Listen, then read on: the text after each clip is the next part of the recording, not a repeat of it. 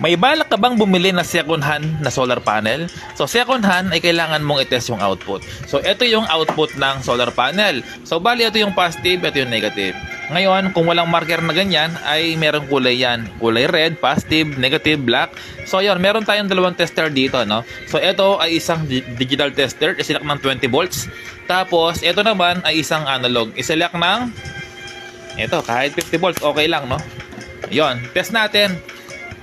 Ito muna yung ating bagong tester na gagamitin. Tingnan natin kung ilan yung volts na ilalabas niya. So positive, tapos negative.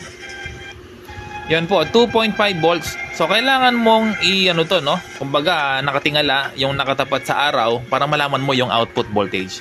Yon. Tapos, ito naman yung isang analog multimeter ay ganun din po, no? Positive, negative. Positive, negative, ilang volts? Ayan po, no? Gumalaw yung tester natin, sobrang baba. Kasi nga po, nakaselect tayo ng 50 volts.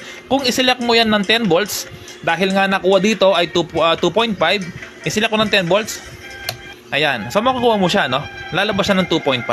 So, ganyan po yung pag-test ng solar panel output.